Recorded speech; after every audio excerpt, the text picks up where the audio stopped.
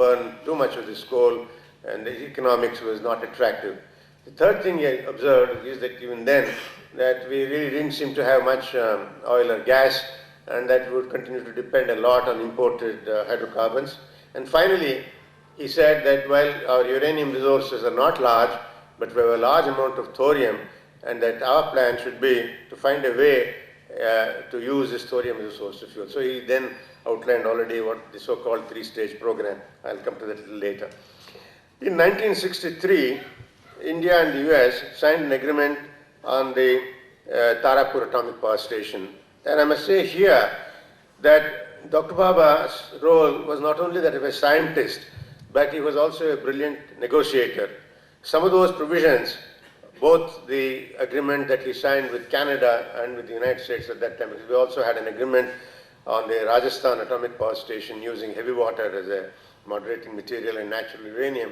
Those are brilliant pieces of negotiation, because in those agreements are reflected what you would call a symmetry. For example, in the Canadian agreement on Rajasthan, not only was India agreeing to put our two reactors of Canadian cooperation under international inspection, we had also asked the Canadians to put their own reactor of a similar kind, which these reactors are following, also under international inspection. In fact, even we had sent inspectors to see that the fuel used in those reactors were not diverted. And French at one time wanted to get some uranium from Canada, and they found that the Indians were coming the way of their getting that plutonium rather for some other purposes. So the equivalence principle was there even in the Tarapur Agreement. What is more, the Tarapur Agreement also had a built-in, I would say, cast iron assurance on supply of fuel for the entire life of the reactor. This was at that time as this was 30 years.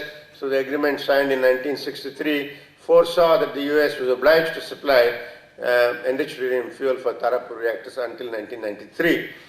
But of course, that didn't happen, and I'll come to that in a moment. Then there was a 1968 Non-Proliferation Treaty.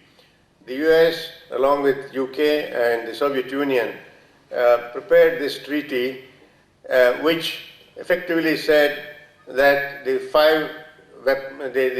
countries that had the nuclear test before 1st January 1967, they were then the 5 countries, which also happened to be the 5 countries of the permanent members of the Security Council, that they would be looked upon as the nuclear weapon powers, and that the rest of the world would then not be looked upon or would not be allowed to become nuclear weapon powers.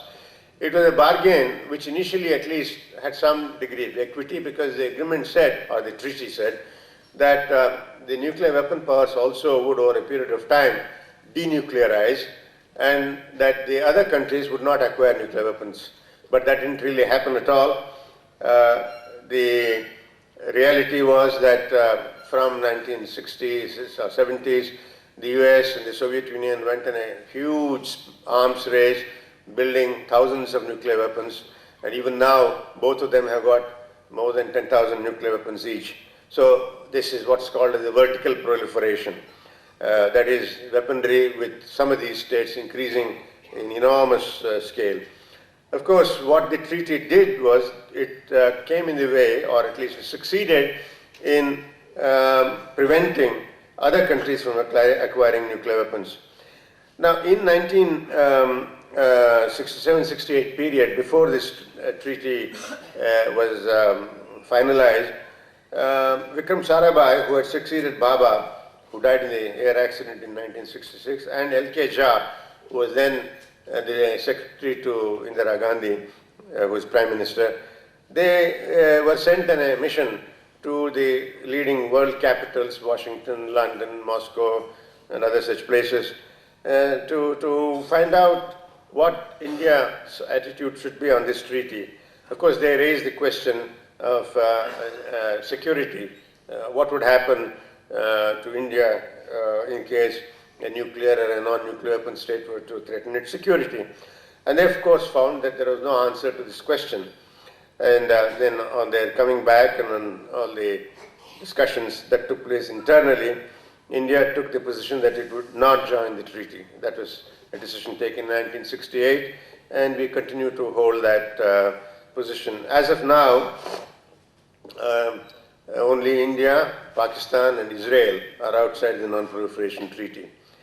Now, the next important set of issues are the Pokhran 1 test of 1974, which was called the peaceful nuclear explosion, because in those days, the US and the Soviet Union had actually been using nuclear explosives for certain peaceful applications, like putting out an oil well fire or for loosening up the gas or oil held in the substrata. They even had considered what they call as in situ leaching of some of the minerals deep down by fracturing the rock with the nuclear explosion.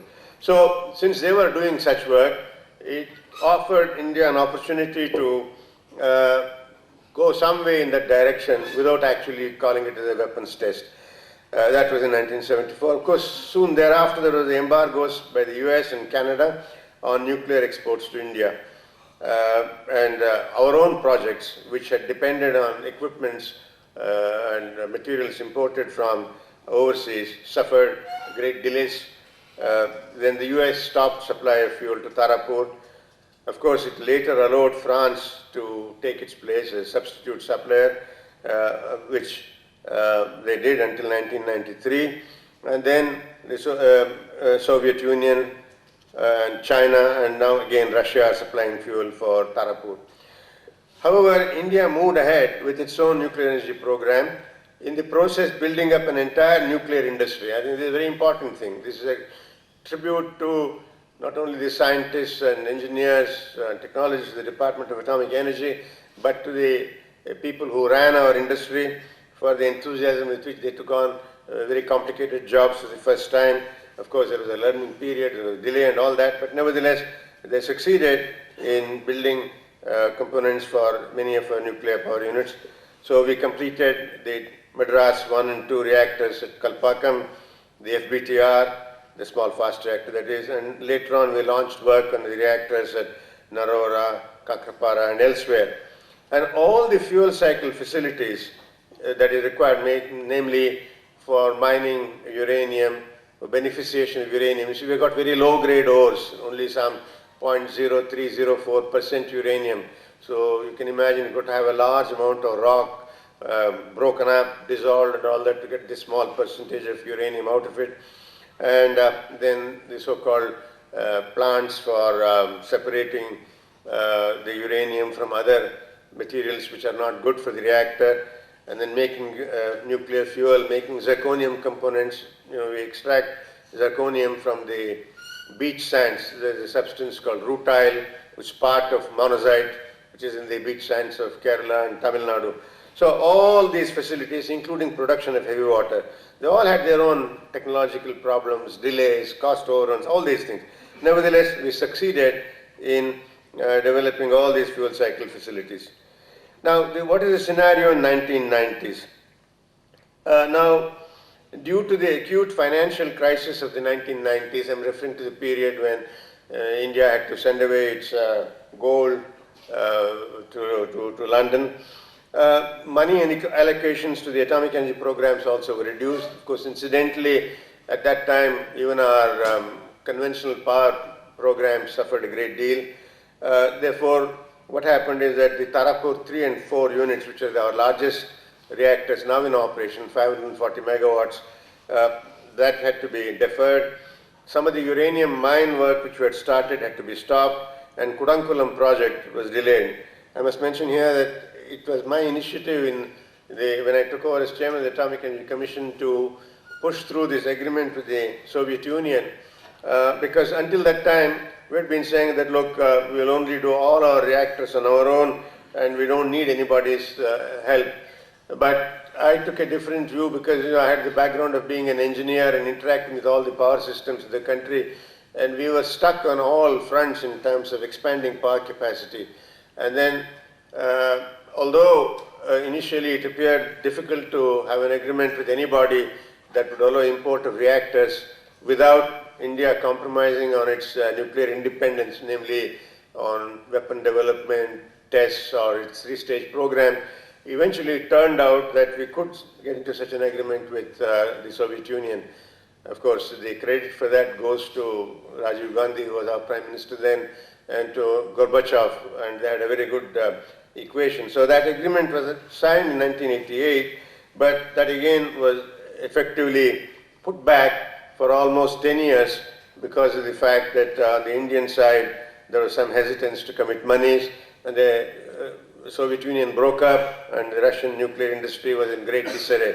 So anyway, that was restarted only in 1997, and even the reactors that were deferred were restarted incidentally when I had then become member of the Planning Commission, and I found that my own papers which I had sent in 1990 or so were pending for disposal in 1996 and 97. So that's the way things run. However, we got started, and I think Kudankulam now will probably go into operation in 2 years or so. There are 2,000 megawatt units, and the Russians are keen on putting up some more units, provided this international relationship, the environment changes. Now, in addition to this, our own heavy water reactors, which initially had a lot of problems, began to operate at extremely good capacity factors. That means, in fact, some of our reactors at Palkhivala became #1 in the world in terms of the number of units generated compared to the theoretical possible. In other words, extremely high utilization of these facilities. And then we commissioned our own reactors at Kaiga, Rajasthan 3 and 4, and so on. Then came the test of 1998, the Pokhran 2 test. Now, what happened after Pokhran 2, which of course is a decision that Prime Minister Vajpayee took. In fact, he lost no time. It's a fact that even the 13 days that he was in office before he was voted out, he had in fact indicated that we should move ahead, but then that was deferred. And you must remember that the tests were carried out within 3 months of his taking office in 1998. So it's really, of course, it also goes to show there's a high level of readiness on the Indian scientific front. And so the button was pressed, and so we went ahead. Now, many people had thought that the heavens will fall on our heads, and that we would be treated as an international pariah and then be subjected to all kinds of humiliation. But interestingly, the Indo-US relations took a new phase altogether. Of course, sanctions were imposed in 1998, but they didn't hurt India much because already the Indian economy had become robust as a result of the economic reforms that had been introduced by Narasimha Rao and Manmohan Singh. And then the US began to look at India in a completely new light, not as a problem state, but as a state that actually had something to contribute in the management of the region and the management of the global relationships. Now, in the Clinton years, there was some degree of movement. There was what they called as next steps in the strategic partnership. That's what they called. And issues relating to dual-use technology. That is to say, some items or equipment that is supplied for some purpose, which may be ostensibly peaceful, could also be used in some way to help in weapons development. Such issues have been bothering India because I should say, incidentally, in the early 1990s, the United States not only tightened up all exports to other countries which didn't sign the NPT or didn't put all their nuclear facilities under international inspection, they also managed to get the so-called nuclear suppliers group, consisting of some 40 countries, to take extremely rigid export control measures, so that they thought that there was one way in which they could deny new entrants the opportunity